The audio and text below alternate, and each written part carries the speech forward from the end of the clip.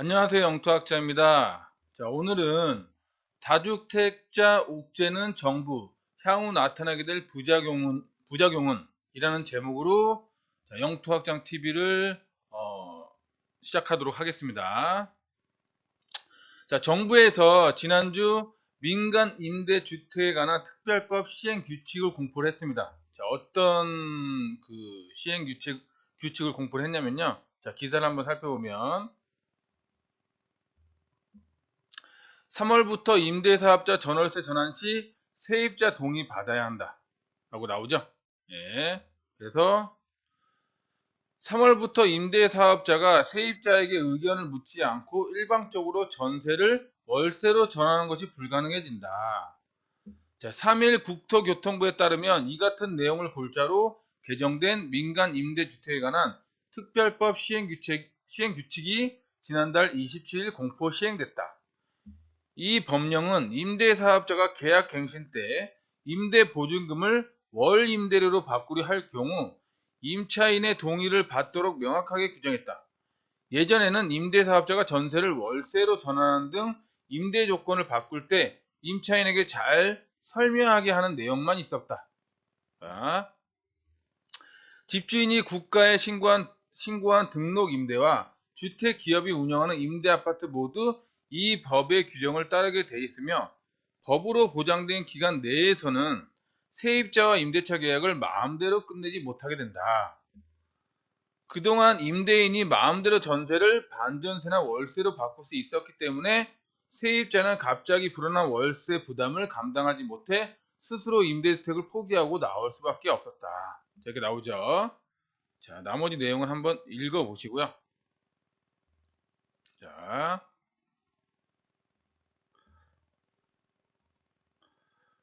그래서 방금 말씀드린 대로 임대사업자 계약갱신 때 임대보증금을 월 임대로 바꾸려 할 경우 임차인의 동의를 받도록 했습니다. 이제 3월부터. 그죠? 자, 그래서 자, 요 기사를 한 번 더 보면 여기 뭐라고 나오냐면 이달부터 정부에 등록된 임대사업자가 전셋집을 월세 또는 반전세로 바꾸려면 임차인의 동의를 반드시 받아야 한다. 3일 국토교통부에 따르면 이 같은 내용을 담은 민간 임대주택 특별법 시행규칙 개정안이 지난달 27일부터 시행됐다. 자, 그래서 여기 보면 현행 법상 등록 임대주택 임차인은 의무 임대기간 4년 또는 8년 동안 거주권이 보장된다. 사업자는 1년 단위 계약 갱신 때마다 5% 이내로 임대료를 올릴 수 있지만 갱신을 거부할 수는 없다. 이에 일부 집주인은 별도 규정이 없는 전월세 전환을 임차인 퇴거 수단으로 악용해왔다. 보증금을 월세로 바꿔 비용 부담을 높이거나 월세를 전세로 바꿔 단기간에 목돈을 마련하도록 요구함으로써 세입자 스스로 계약을 포기하게 만드는 시기였다. 자, 이런 기사가 나왔어요. 그죠? 그래서 기사 내용들을 한번 정리해서 설명을 드려보면 자, 여기서부터 읽어볼게요. 요 내용은 기사 내용을 제가 가져온 것이고요. 자, 여기서부터 이제 제 생각을 적었으니까 한번 얘기해 보도록 하겠습니다. 자, 3월부터 이 법이 시행되면 앞으로 다주택자들은 이제 본인의 상황에 맞게 전세를 놓고 싶을 때 전세를 못 놓고 월세를 놓고 싶을 때 월세를 못 놓게 됩니다. 자, 모든 결정이 임차인에게 달려 있는 것이죠. 그죠? 자, 다주택자 입장에서는 그동안 저금리 때는 대출을 많이 받아 월세를 놓고 월세 수익을 보다가 고금리 때는 월세를 다시 전세로 돌려서 전세 보증금으로 대출 받은 금액을 갚아버리며 상황에 맞게 자금을 운영할 수 있었는데 이제는 힘들어지게 되는 것이죠. 자, 또는 저금리 때 월세 받고 있다가 고금리 때 전세로 받고 목돈인 전세 보증금을 은행에 예금해 높은 이자를 받을 수가 있었습니다.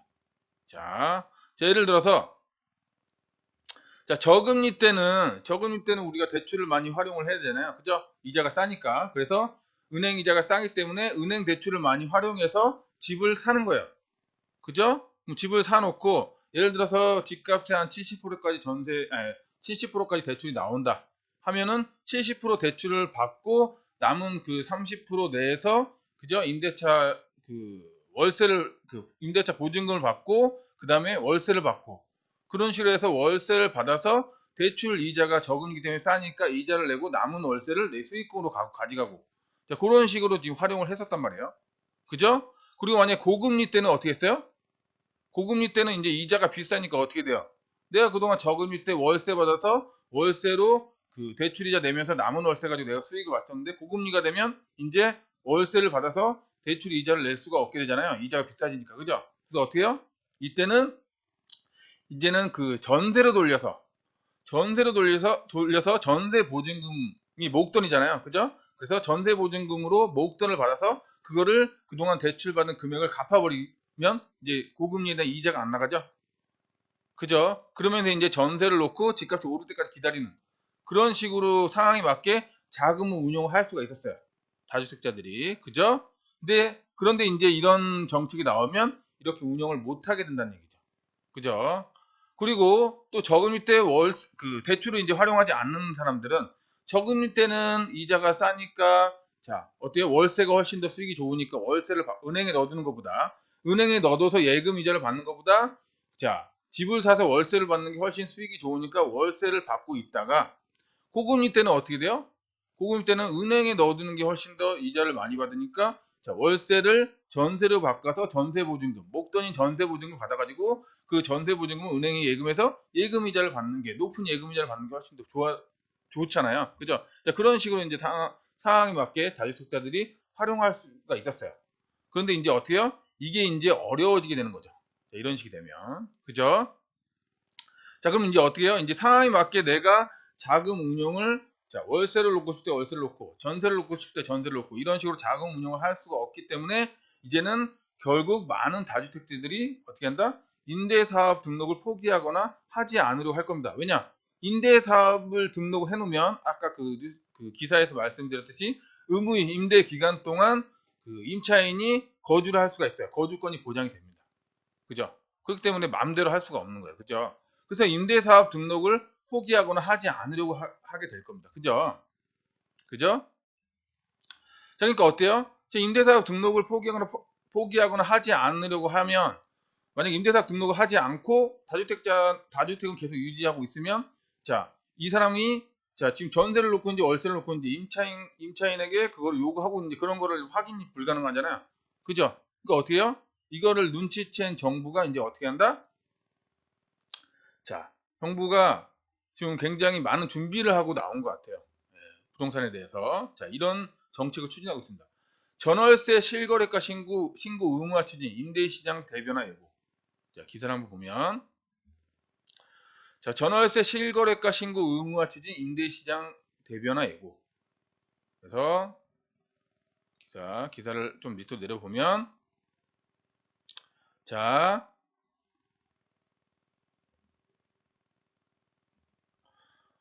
정부가 주택 매매처럼 전월세 거래도 실거래가 신고를 의무화하는 방안을 추진한다. 임대차 계약의 투명성을 높이면서 임대인의 월세 소득에 대한 과세를 강화하겠다는 취지다. 자, 이 제도가 시행되면 임대인은 앞으로 전월세 계약을 맺으면 계약 기간과 임대료 등 계약 내용을 신고해야 하는 신고 의무가 부과된과 동시에 전월세 내역 공개로 세원이 노출돼 그동안 임대소득세를 내지 않던 사람도 세금이 부과되는 등 파장이 클 전망이다. 자, 이런 정책을 지금 추진하고 있어요. 자, 나머지는 한번 기사를 통해서 한번 읽어보시고요. 그죠? 자, 그래서 자, 이렇게 되면 주택 매매처럼 전월세도 실거래가 신고를 의무화하게 되면 임대차 계약의 투명성이 높아지면서 임대인이 임대사업자 등록을 하지 않아도 전세를 놓았는지 또는 월세를 놓았는지 정부에서 모두 알게 되고 집주인들이 전세를 월세로 전환할 때 임차인의 동의를 받게 하는데 훨씬 수월해질 겁니다. 그죠? 전세를 월세로 전환할 때나 월세를 전세로 전환할 때나 이럴 때 임차인의 동의를 받게 하는데 훨씬 수월해질 거예요. 그죠? 그래서 전월세 실거래가 신고를 도입해도 임대사업자 등록하지 않아 의무 임대기간이 없으니까 계약을 해지하고 새 세입자를 놓으면 되잖아요, 원래는. 그죠? 그죠? 자, 이렇게 생각하는 분도 많을 거예요. 그러니까 예를 들면 지금 이게 무슨 말이냐면, 자, 이게 지금 임차인이 그 동의를 그 받도록 한 게 뭐예요? 임대 그 사업자 등록을 한 물건들이잖아요. 그죠? 그럼 임대 사업자 등록을 안 하면 되잖아요. 그죠? 임대 사업자 등록을 안 하면 되죠. 그 임대 사업자 등록을 안 하면 되는 줄 알았더니 자, 어떻게 해요? 이제 전월세도 실거래가 신고를 의무화하는 것을 추진하고 있는 거예요. 그거 어때요? 자, 전세를 이 사람들이 계약을 했는지, 다주택자에 계약을 했는지, 아니 월세를 계약했는지 다 노출이 되죠? 그죠? 그러니까 어때요? 이제는, 자, 그, 내가 임대사업 등록을 안 하고, 그냥 이렇게 그 다주택자를 이용하면서, 자, 실거래가 뭐 신고할 필요도 없고 하니까, 그죠? 그럼 의무 임대 기간도 없고 하니까, 그냥 나는 만약에 세입자가 말 안 들면 계약을 해지하고, 자, 월세를 놓거나, 아니면 월세를 전세로 놓거나, 내가 마음대로 바꿀 수 있을 거다라고 생각했는데, 자, 이렇게 실거래가 신고를 의무화하고 나서, 자, 어때요? 자, 이렇게 이렇게 할 수 있을 거라 생각했는데, 자, 어때요? 자, 김현미 국토교통부 장관이 자, 이런 얘기를 합니다. 자, 전세입자 주거 불안정 해소 위해 계약 갱신 청구권 도입 적극 검토. 나오죠? 네. 그래서, 자, 여기 보면, 계약갱신 청구권 도입을 적극적으로 고려하겠습니다. 라는 이런 내용을 발표했어요. 지금 이것도 지금 준비하고 있다는 얘기죠. 그죠? 그러면,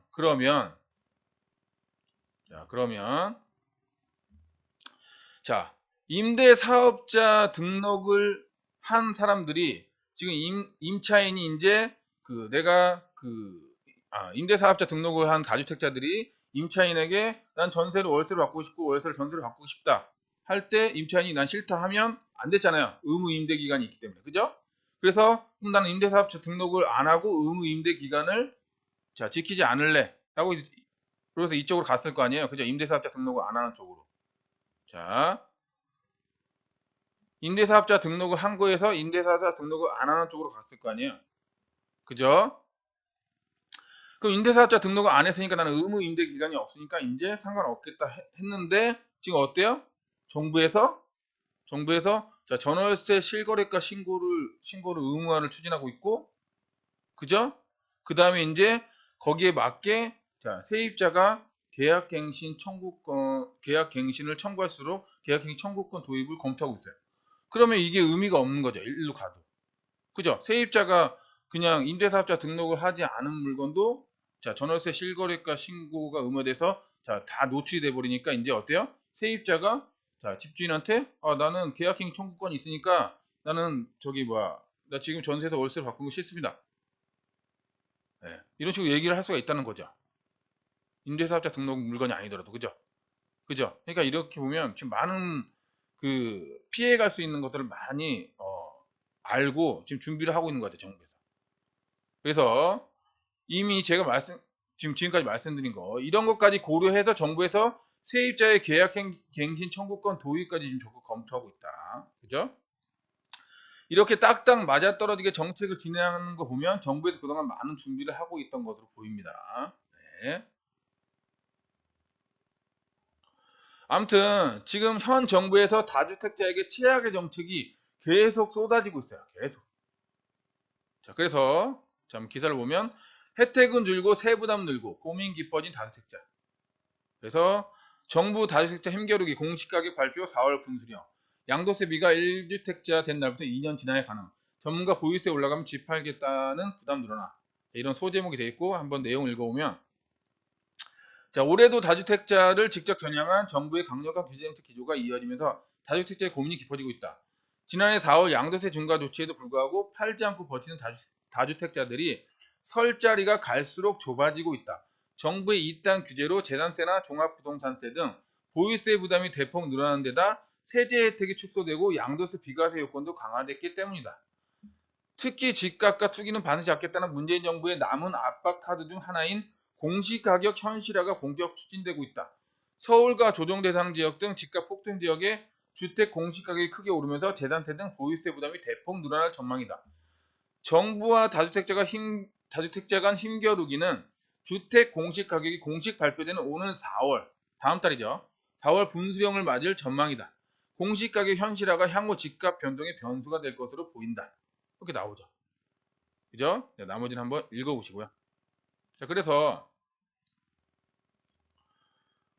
지금 정부에서 또 어떤 정책이 또 있냐면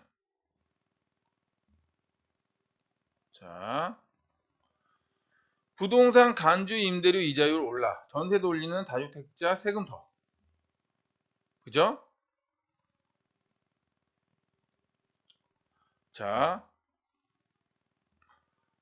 3주택 이상의 보유자의 간주 임대료 소득 계산이 적용하는 이자율이 오르면서 임대업자들의 세부담이 더 늘어날 것으로 보인다.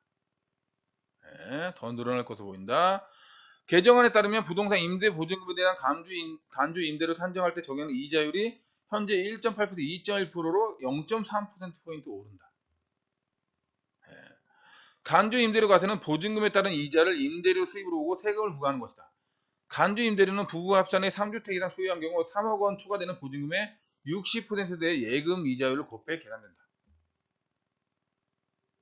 이게 나오죠. 그죠?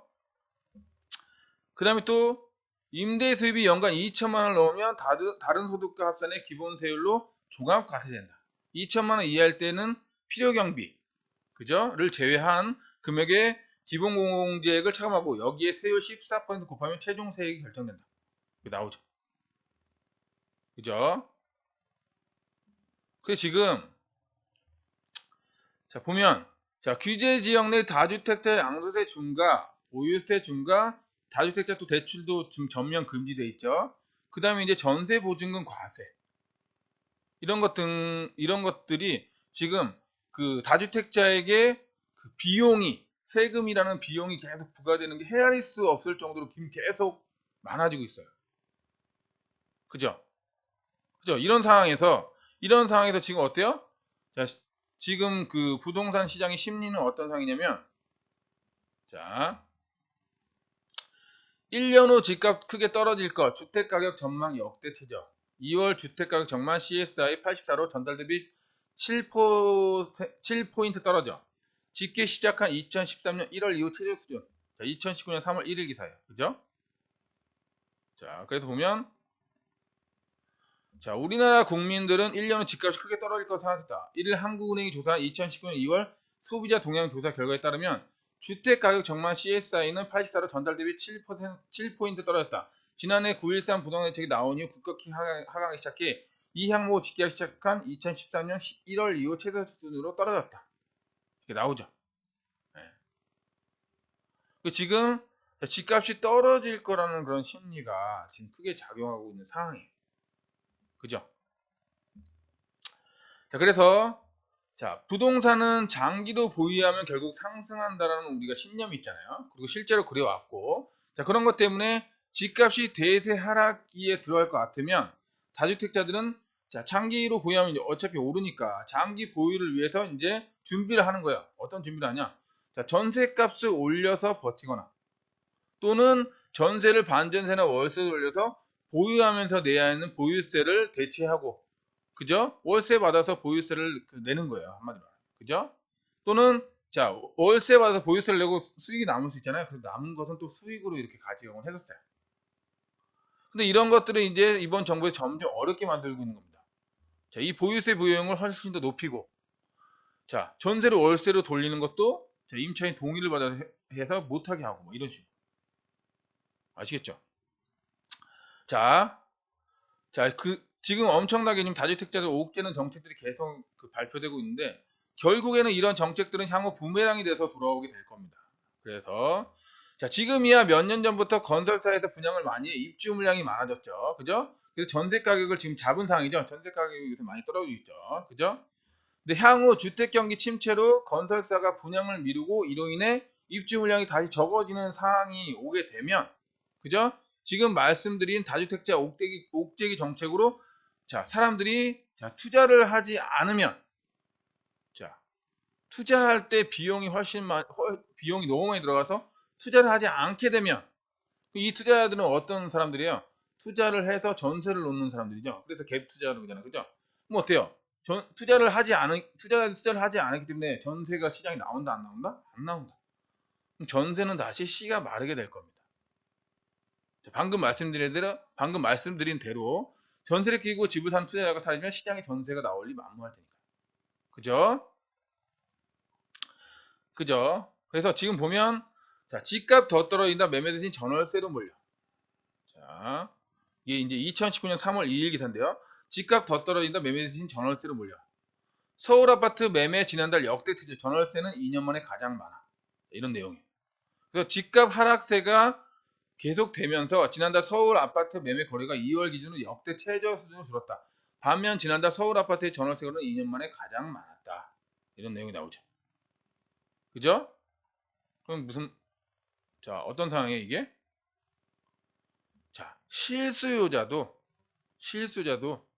자, 집값이 떨어질 것 같으면 집을 안 사고 전월세로 몰린다는 겁니다. 전월세로.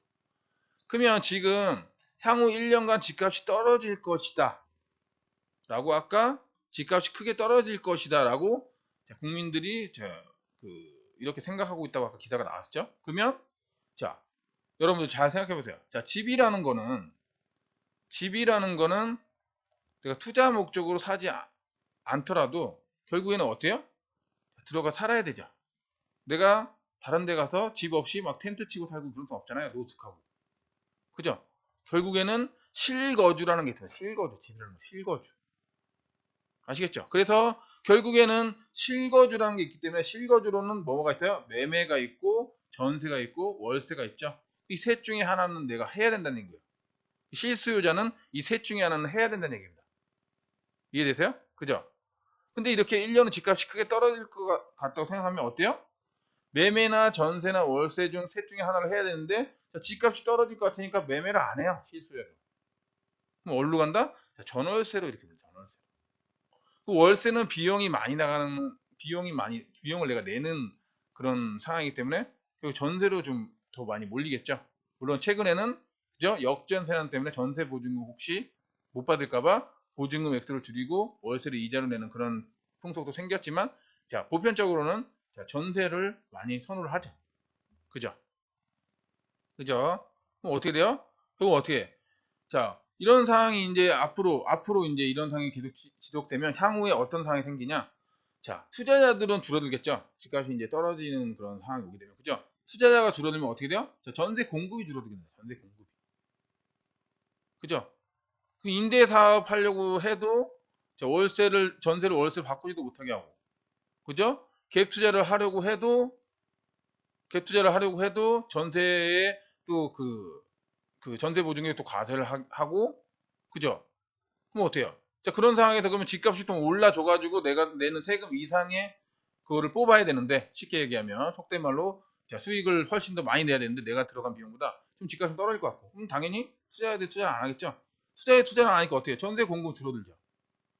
근데 실수요자도 집값이 떨어질 것 같으니까 어디로 가요? 자, 전월세로 몰리죠. 그러니까 전세 수요는 급증하게 되겠죠.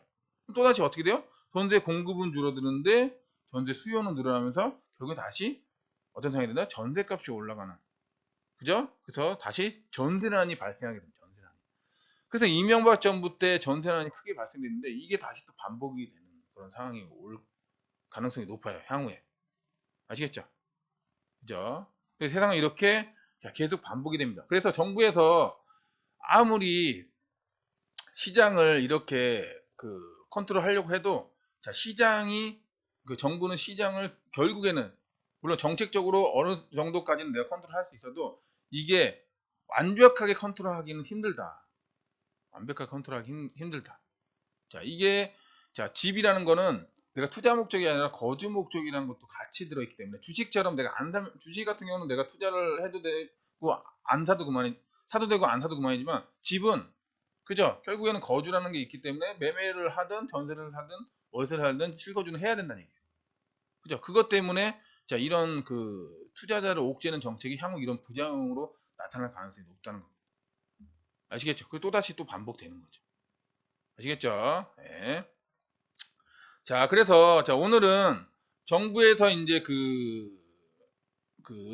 시행 규칙, 민간 임대주택에 관한 특별법 시행 규칙을 자, 바꿔서 자, 임대사업 자가 전월세 서로 전환 시 세입자의 동의를 받아야 된다라는 기사를 바탕으로 해서 향후에 정부에서 향후에